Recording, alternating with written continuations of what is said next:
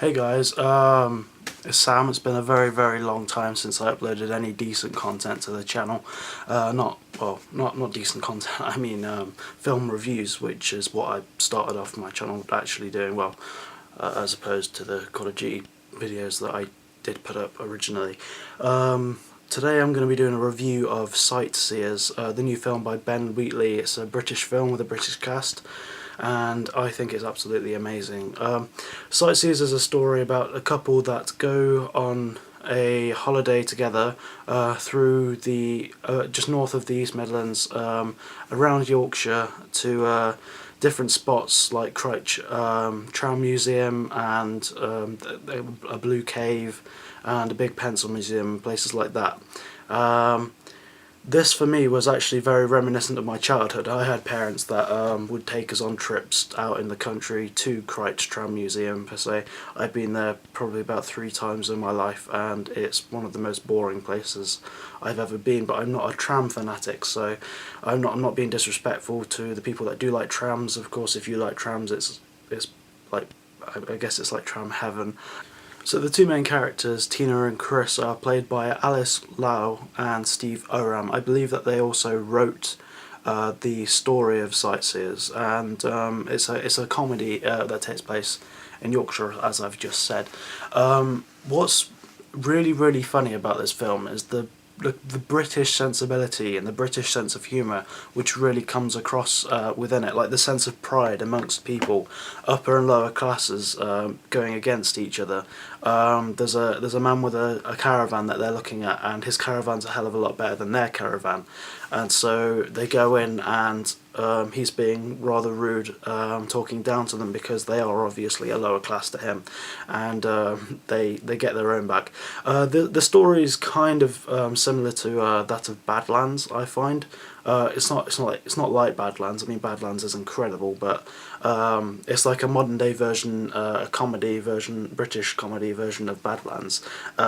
When in the Crich Tram Museum, Chris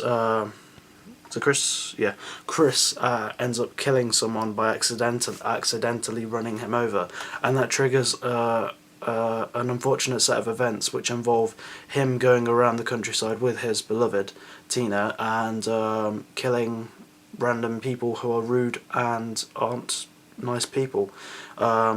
Some of the deaths in this film are incredibly funny, as you'd expect, and they are incredibly brutal and quite horrible as well. That's what you would expect from a film by Ben Wheatley. Ben Wheatley's only done 2 other films in the past. I've seen both of them. I'm a fan of Ben Wheatley's work. The first of which is Down Terrace. I need to do a review of that, which is about it's a claustrophobic look into the kind of gangster, British gangster film amongst a family of middle class, of lower class white lower class people that are gangsters, and it's how their family is run. His second film, Kill List, is one of my favourite horror slash thriller slash chiller films I think ever made. It's one of the most claustrophobic feeling films I've ever seen, and it's incredibly violent, incredibly off the wall. You're not expecting what happens at the end. There's like all 3 set pieces. There's some set pieces in the film which are absolutely brutal and incredibly well filmed, sophisticated. That film talks about the morality of humans and kind of what humanity's about. This film kind of throws morality out of the window when Chris goes on the killing rampage and Tina just accepts it, and Tina also finds the idea of killing people rather sexually appealing to her, whereas Chris doesn't, and they're actually very different people within their mindsets. Chris is the kind of person that will kill people who he believes are bad for society because they may like talk down to him or litter or, you know, just be rude. However, Tina's the kind of person that wants to impress Chris that she can kill people as well, and so she kills a couple of people in the film as well, but her kills are not well, well, they're not morally backed up well. I mean, they don't have reason really, other than the fact that Chris is not letting her be herself on this holiday, which is about the both of them. The a third main character, well, kind of mainish character in the film, which is Tina's mum, who's very, very close to Tina, and she doesn't want Tina to go with Chris at all. She wants Tina to stay at home. She's a very controlling mother. She obviously doesn't like Chris at all.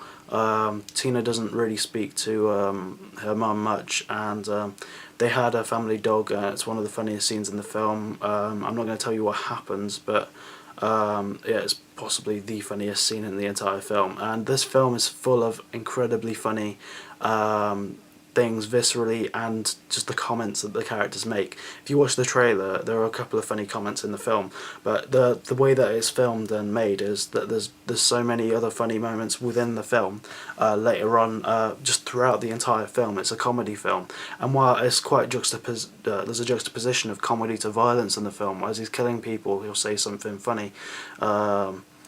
You know, it's just brilliantly filmed, brilliantly shot. It's using a handheld camera, which I believe Ben Wheatley uses a lot to make you kind of feel like you're there. The soundtrack's really cool. It's one of those soundtracks where the lyrics actually mean something within the film itself, kind of similar to Tarantino's films. But this isn't a Tarantino film at all. This is an incredibly brilliant piece of British comedy cinema, which is also incredibly violent and brutally honest about the way people think. Yeah, that's what I loved about it.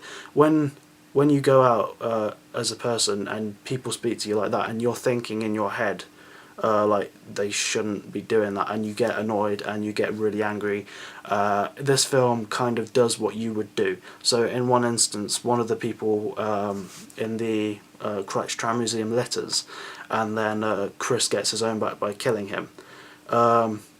It's kind of not acceptable, but it's what you would want to kind of do in that situation. Not to an extreme, obviously, taking everything to an extreme new level, but Ben Wheatley, what are you expecting? The end of the film was actually quite shocking to me. However, I did see the trailer a number of times, and so that spoiled the ending of the film for me. I am going to say that, so if you are going to watch the film, don't watch the trailer too many times. Don't look into the trailer as much as I did, because I was really looking forward to it, because I liked Kill List. I absolutely loved Kill List, actually. But yeah, the trailer for this kind of ruined the end of the film for me. If you look closely about when you're watching the film, where the end of the film takes place, you know a certain thing that the trailer shows you, which I didn't, which I was a bit annoyed about, but the ending of the film is actually quite satisfying. What actually happens is very, very satisfying. I'm not going to go into detail because I don't want to spoil it. But yeah, brilliant, just a brilliant British comedy film set in Yorkshire, going around boring locations where I went as a child. I'd highly, highly, highly recommend this film. Mark Kermode says it's a very good piece of cinema. It's well written. It's written by the two main actors. They wrote the film as well, so you can feel their chemistry on screen. They feel like a couple that have known each other for a while, and that really does set the tone of the film really, really well. I'd highly, highly, highly recommend this film. Also check out Kill List and Down Terrace. You won't be disappointed. Kill List is better than Down Terrace. I think Kill List is better than Sightseers as well, but Sightseers is a very, very good film, one of the best that came out of last year. I believe I saw it on video on demand. It's out on Blu-ray and DVD currently, so I'm going to have to pick up a Blu-ray copy of that to add to my collection, because I absolutely adored it. Okay, that's been my review. I'd give it an 8 out of 10. I thoroughly enjoyed it. Thanks for watching, guys. Keep comment, rate and subscribe. I will be putting more content up a lot in the up and coming months. Yeah, sure. Yeah, and apologies for this bit of shit on my glasses. I broke them, so I've had to sellotape them together. That's why they look like that. Okay, thanks guys for watching. See ya.